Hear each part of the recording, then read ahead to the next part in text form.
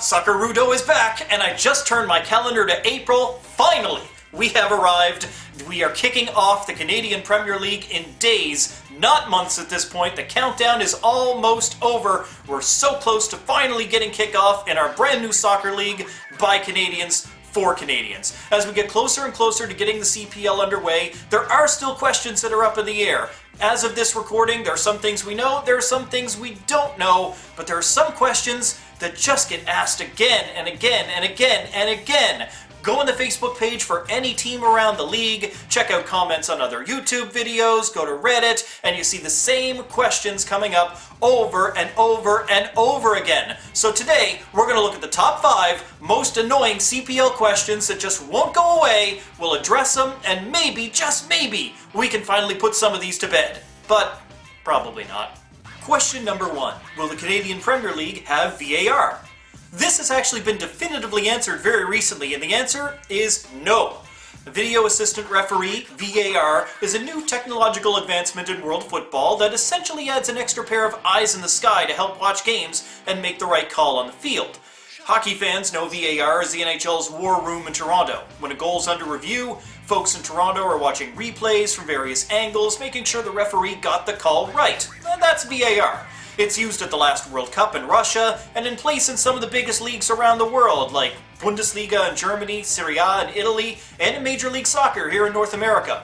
Referees in the VAR booth review replays like fouls and goals on several monitors from several angles, and calls can be changed following review to make sure the correct call was made on the field. Sure, that all sounds good. I mean, we like it when referees get the call right, but asking this question just ignores all common sense. VAR is just making its way into the highest levels of world football. It requires a lot of extra cash to implement, both in terms of extra cameras to get all the angles, you gotta have the booth itself, all that equipment on the replays, you gotta have extra qualified referees that are in the booth watching those replays. I mean, those have to be actual trained referees, not just any old gringos. It's just way too much money for a brand new startup league in a non-traditional soccer market like Canada to go ahead and spend. If you stop and think about the logistics for a moment, it should have been a slap in the face with a halibut how obvious it is that VAR was never going to be implemented in the CPL, at least not for the foreseeable future. Question number 2. Will the Canadian Premier League have promotion and relegation? So this year the CPL makes its debut with 7 clubs, and at the end of the year you want to send at least one of them down to...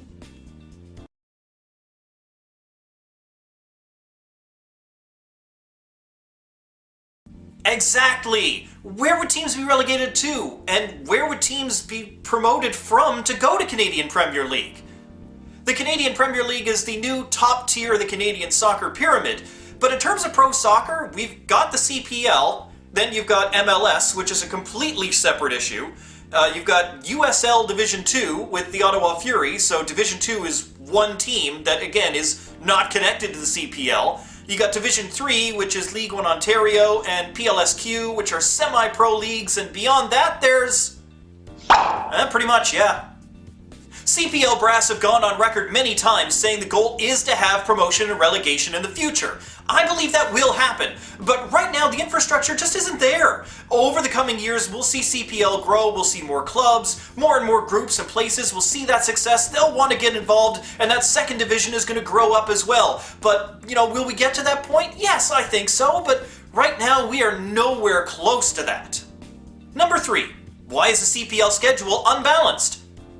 Okay, so the schedule is unbalanced in 2 different ways. First of all, playing a 28-game schedule with 7 teams means you don't play each other club the exact same number of times. For example, York 9 FC is going to take on Forge FC down the road in Hamilton 5 times, but they only play FC Edmonton 4 times.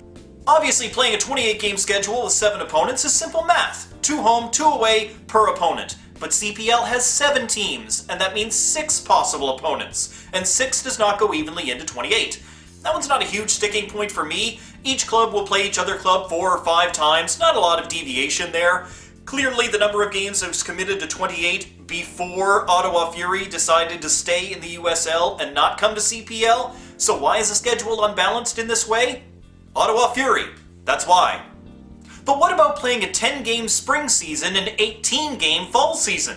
Surely they could have made that 14 each? Well, yeah, sure, they could have. Where to draw the line between spring and fall is completely arbitrary. So why 10 and 18? Because they only had time to get in 10 games before Canada Day, July 1st. The spring season ends on Canada Day. That is not a coincidence. Marketing and promotion is going to be huge for CPL in the first year. Anywhere you can make a big deal out of something to drum up that extra excitement, you do it. And that's what we're seeing here. The end of the spring season on Canada Day becomes Soccer Day in Canada. A great day to get on TV, get hyped for a championship crowning match, and get more eyeballs on the product. And if wrapping that spring season end date in patriotic red and white is what gets the job done, I am all for it. Instead of focusing on not being 100% ideal in your eyes, focus on how amazing it's going to be to see stadiums jam-packed with waving flags and all that excitement. If the CFL can have Labor Day rivalry matchups, the CPL can have Canada Day extravaganza. So that's why the schedule is unbalanced. Canada Day. Number 4. When will the Canadian Premier League match or surpass MLS in terms of quality? Never! Can we move on now? Seriously, if you're thinking CPL is going to overtake MLS in terms of player signings and overall quality, you are out of your mind, plain and simple. MLS is a retirement league jokes are memes from years past at this point. Very skilled players from around the world are choosing MLS because it's getting higher quality all the time, and the US and Canada is a good place to live and play. Because of this, MLS is only trending upwards, and a little upstart Canadian league with 7 teams is not going to be higher quality anytime soon, or ever as far as I'm concerned. CPL is not about being the best league in the world. It's about developing Canadian talent. It's about giving Canadians and others a place to play that they might not have otherwise had. It's about having your own hometown club to get behind and cheer for.